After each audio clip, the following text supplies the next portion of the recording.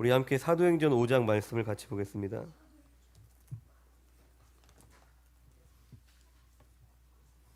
사도행전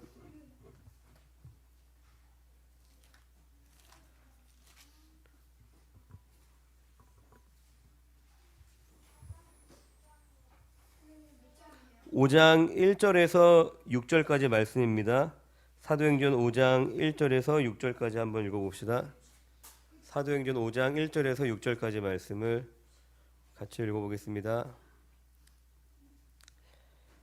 시작. 아나니아라 하는 사람이 그의 아내 삽비라와 더불어 소유를 팔아 그 값에서 얼마를 감춤해 그 아내도 알더라. 얼마만 가져다가 사도들의 발 앞에 두니 베드로가 이르되 아나니아야, 어찌하여 사탄이 내 마음에 가득하여 네가 성령을 속이고 땅값 얼마를 감추었느냐. 땅이 그대로 있을 때에는 내 땅이 아니며 판 후에도 내 마음대로 할 수가 없더냐. 어찌하여 이 일을 내 마음에 두었느냐. 사람에게 거짓말한 것이 아니요 하나님께로다. 아나니아가 이 말을 듣고 엎드려져 혼이 떠나니 이 일을 듣는 사람이 다 크게 두려워하더라. 젊은 사람들이 일어나 시신을 싸서 메고 나가 장사하니라. 네, 아멘, 할렐루야.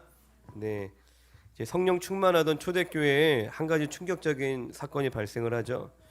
먼저 이 아나니아와 삽비라가 어떤 사람들인지를 살펴보면, 이 아나니아라는 이름은 여호와의 은총이라는 뜻입니다. 참 좋은 이름이죠.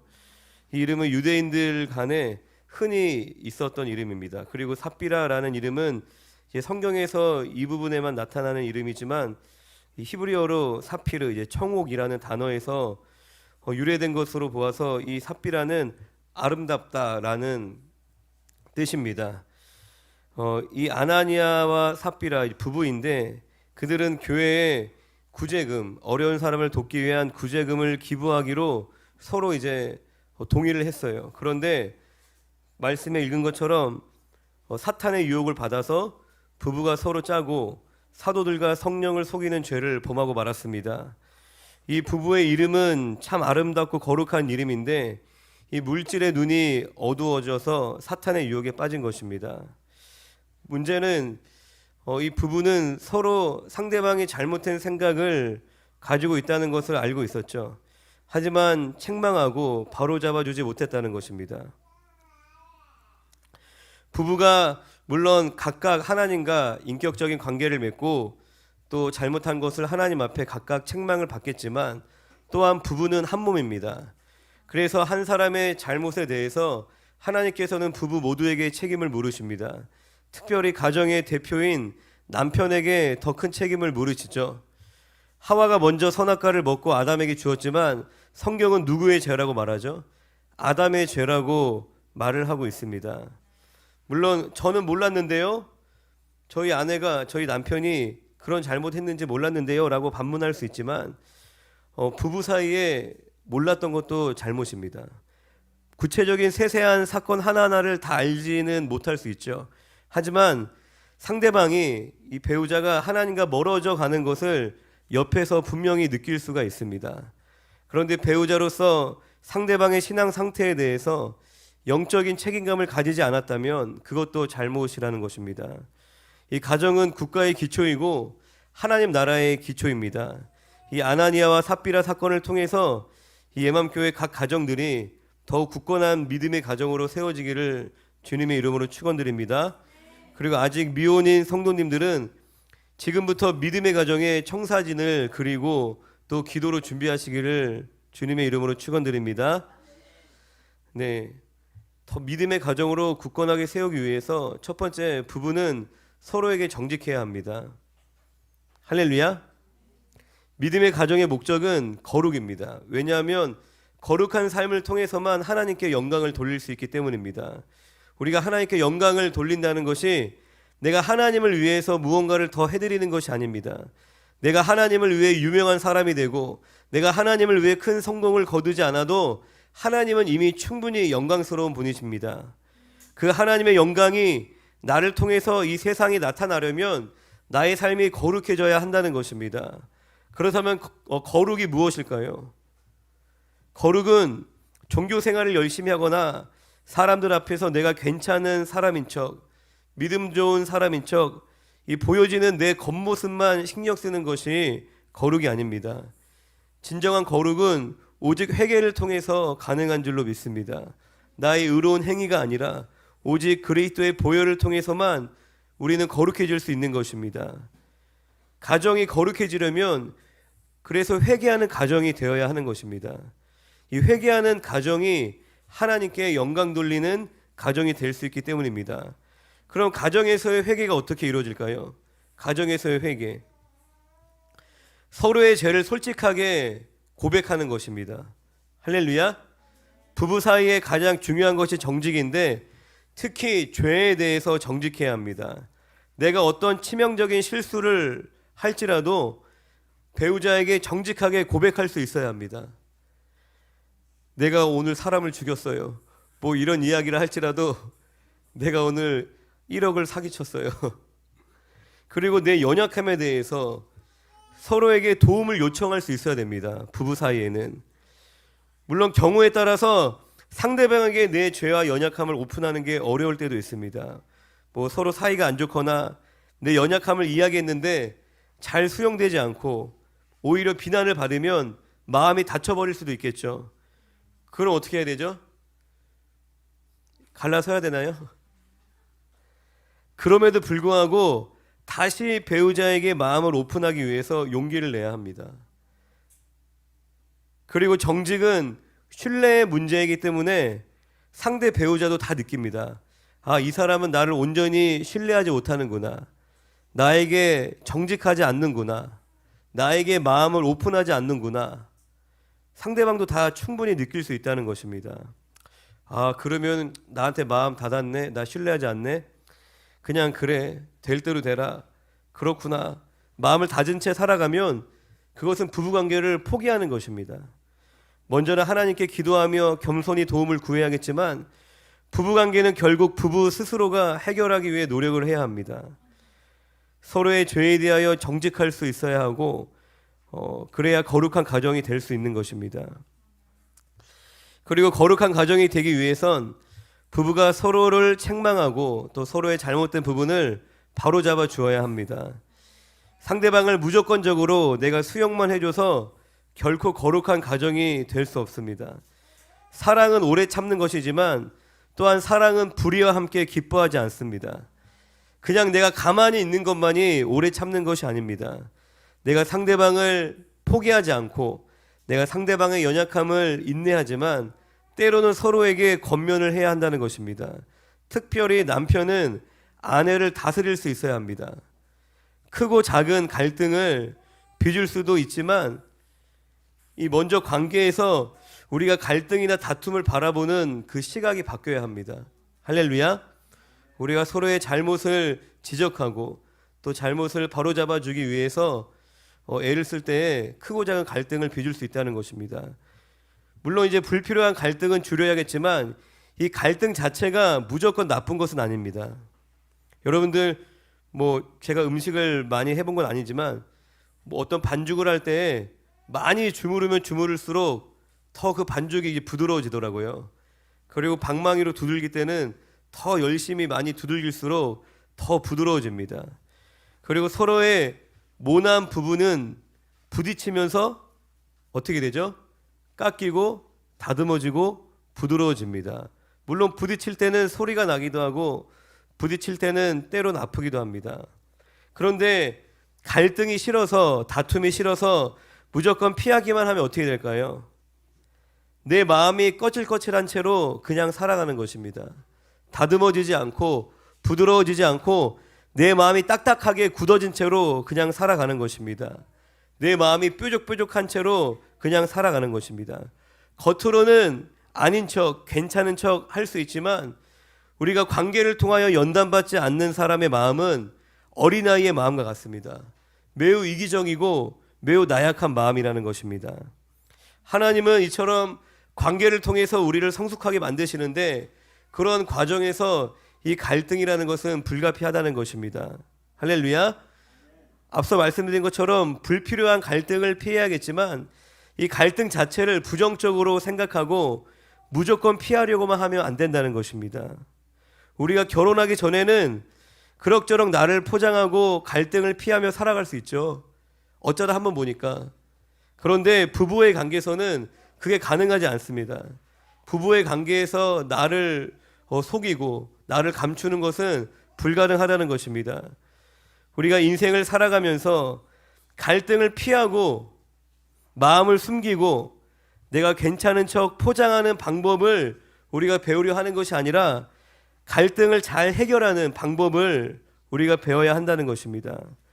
갈등을 잘 해결하기 위해서는 두 가지만 배우면 됩니다. 잘 듣고 잘 말하는 것입니다.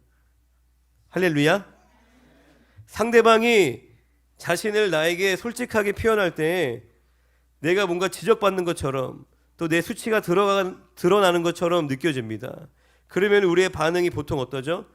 변명을 하게 되기도 하고 또 나도 화가 나서 상대방을 공격하고 싶기도 하지만 그럴 때 상대방이 솔직하게 자신의 표현을 하고 나에게 서운한 감정을 이야기하고 때때로 나에게 뭔가를 지적하고 이야기할 때 우리가 잘 경청하고 겸손히 상대방의 지적을 인정할 수 있는 법을 배워야 하는 것입니다. 그리고 그냥 듣기만 하고 그냥 끝내는 것이 아니라 그에 대한 내 입장이나 마음을 또한 상대방에게 잘 말하는 법을 우리가 배워야 합니다. 할렐루야. 갈등을 잘 해결하기 위해서는 우리가 정직하게 내 마음을 또한 그리고 친절하게 잘 이야기할 수 있는 법을 배울 수 있어야 한다는 것입니다. 이런 것을 우리가 어디 가서 배울까요? 어디 학원 가서 배우나요? 우리가 이론적으로도 물론 알아야겠지만 실제로 배우는 것은 우리가 삶의 현장에서 피 터지게 싸우면서 배우는 것입니다. 우리가 갈등을 피하려고 서로의 잘못을 지적하지 않는, 서로의 잘못을 바로잡아 주려 하지 않는 그러한 가정은 거룩해지지 않는 것입니다.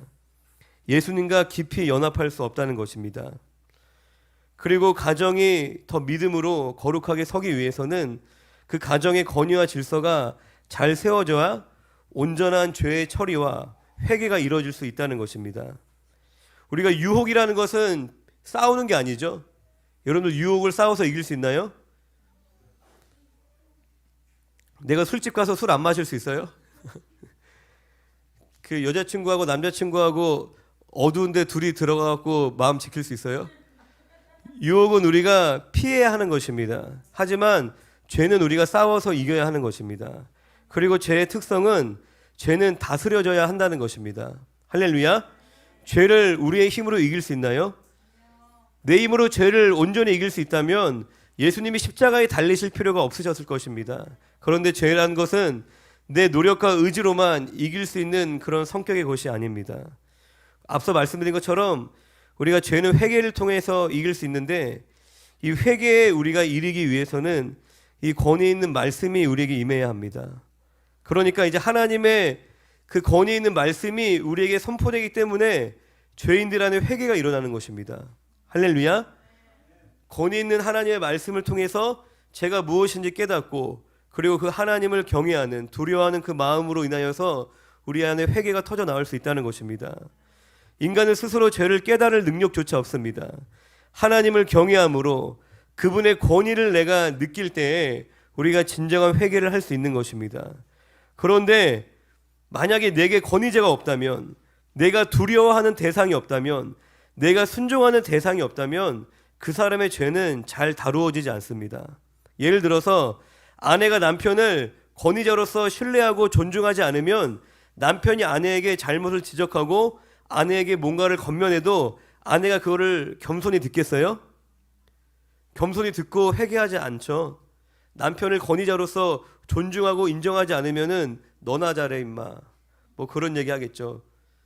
지는 뭐 그렇게 살면서 네가 뭔데 날 가르쳐, 그렇게 이야기할 것입니다. 뿐만 아니라 자녀들이 아버지를 권위자로 인정하지 않으면 또 어떻게 되죠? 아버지의 말씀 앞에 자신의 죄를 인정하고 회개하는 일이 일어날 수 없다는 것입니다. 아버지가 얘기해도 뭐 어쩌라고, 뭐 맞짱 뜰까, 막 뭐 집 나가버린다, 뭐 그런 얘기 하겠죠. 권위자로 인하여서 죄를 우리가 지적받고 심판에 대한 두려움을 느낄 때에 죄의식이라는 것을 배우는 것입니다. 그리고 죄를 미워하는 마음을 배우게 되는 것입니다. 그리고 우리가 회개하고 그 권위자에게 다시 수용받을 때에 이 회개의 기쁨과 은혜에 대해서 또한 알게 되는 것입니다. 할렐루야. 두려워하는 대상이 한 사람도 인생에 없는 사람은 브레이크가 고장난 자동차와 같은 것입니다. 그 사람을 붙잡아 줄 수 있는 것이 아무것도 없는 거예요. 난 세상에 두려운 게 없다. 난 내 주먹만 믿는다. 정말 위험한 사람이라는 것입니다. 안전장치가 없는 놀이기구와 같은 것입니다. 그리고 버려진 고아와 같은 삶인 것입니다. 우리가 권위를 벗어나는 것이 자유로워지는 것이 결코 아니라는 것입니다. 우리가 가정의 영적인 질서를 바로 세우기 위해선 가장 먼저 남편이 하나님을 경외해야 하는 줄로 믿습니다. 남편이 그 가정의 가장이 하나님의 권위 아래로 들어오면 사실 다 된 거예요. 남편이 바로 서면 그 권위 아래에 있는 가족들은 자연스럽게 따라오게 되어져 있습니다. 뭐 특별한 예외의 경우들이 있을 수도 있지만 이 일반적인 원리를 크게 벗어나지 않습니다. 그래서 자매들이 어떻게 해야 돼요? 아내들이 남편을 위해서 기도해야 되는 것입니다. 남편이 하나님을 경외할 수 있도록, 남편이 하나님의 말씀에 순종하는 사람이 될 수 있도록 아내들은 열심히 기도를 해야 됩니다. 왜요? 가정의 대표인 그 남편을 통해서 이 가정의 영적인 질서가 잡히는 것이기 때문에 아내들은 남편을 위해서 열심히 기도하고, 그리고 내가 조금 손해보더라도, 내가 조금 고생하더라도 남편을 세워주고 남편이 은혜 받도록 배려를 해주면 결국 가장 큰 혜택을 누가 받아요? 남편이 은혜 받고 남편이 하나님 경외하고 남편이 변화되면 가장 큰 혜택을 누가 받냐고요? 그렇죠. 옆집 아줌마가 받는 게 아니라 그 남자의 아내가 가장 큰 은혜를 받는 겁니다. 그 남편이 부드러워지고 그 남편이 술을 끊고 그 남편이 사랑 많은 사람이 되면 가장 큰 혜택은 바로 옆에 있는 아내가 받는다는 것이라는 겁니다. 마지막으로 부부는 거룩한 믿음의 가정이 되기 위해선 부부는 영적인 동역자가 되어야 합니다. 이 가정 예배와 같이 부부 사이에 영적인 활동을 함께 할 수 있어야 됩니다. 그런 가정이 있어요. 교회는 다니는데 서로 되게 친한데 같이 기도하는 거는 어색해요. 같이 마주 앉아 손 붙잡고 기도는 못해요. 막 간지러워하고. 함께 예배 드리는 것은 어색해합니다. 함께 우리가 부부라면 함께 기도하고 함께 하나님 이야기하는 것이 매우 자연스러워야 합니다. 그리고 가정을 세우는 일을 영적인 일로 생각하고 남편과 아내가 함께 기도하면서 가정을 세워가야 하는 것입니다. 함께 하나님의 뜻이 무엇인지 말씀을 보기도 하고, 또 가정의 문화를 어떻게 성경적으로 만들 수 있을지, 또 자녀들을 어떻게 믿음으로 양육할지, 하나님의 뜻이 무엇인지 부부가 함께 고민할 수 있어야 한다는 것입니다. 같이 맛있는 음식을 먹고 영화 생활을 함께 즐기는 것도 물론 매우 유익한 일이지만 그것은 부수적인 일입니다. 만약 육적인 활동만 가정 안에서 이루어진다면 온전한 믿음의 가정이라고 말할 수 없다는 것입니다. 성도의 사명은 믿음의 가정을 세우는 것입니다. 할렐루야. 성도의 사명은 첫 번째로 내가 믿음의 배우자를 만나고 믿음의 가정을 세우고 믿음의 자녀를 양육하는 것이 성도의 가장 첫 번째 사명인 거예요. 내가 세상에서 성공하고 많은 돈을 벌어서 하나님 나라 위해서 사용하는 것도 물론 너무나 귀하고 복된 일이지만 더 1차적으로 필요한 우리에게 부르심은 우리가 믿음의 가정을 세우는 일이라는 것입니다. 그러면 가정에 부어주시는 그 하나님의 은혜가 차고 넘쳐서 흘러가게 될 줄로 믿습니다. 가정으로서 주의 몸된 교회를 위하여서 크고 작은 사역에 참여할 수도 있고 주님께 쓰임받는 특권을 누릴 수 있게 되는 것입니다. 주님이 나를 써주신다는 것은 정말 복된 일입니다. 만약에 제가 어디 회사 가서 이력서 내고 써달라고 하면은 써줄까요? 나이가 너무 많습니다. 뭐 자격이 미달이 전공이 맞지 않네요. 신학생은 안 받습니다. 웬만한 회사에서는 절 써주지 않을 거예요. 그런데 주님께서는 우리가 헌신하면 주님은 우리를 써주십니다. 할렐루야. 이것은 정말 영광스러운 일이에요. 우리 예맘교회 모든 성도님들, 모든 가정들이 하나님께 쓰임받는 축복된 축복을 누리는 가정들이 되기를 주님의 이름으로 축원드립니다. 오늘은 이제 가정에 대한 이야기를 했는데 이제 지난주부터 이제 수요 예배를 좀 수요 기도의 형식으로 해서 좀 중보 기도를 같이 하려고 합니다. 우리 성도님들의 기도의 지경이 넓어지고 기도의 깊이가 더 깊어지기를 주님의 이름으로 간절히 축원드립니다.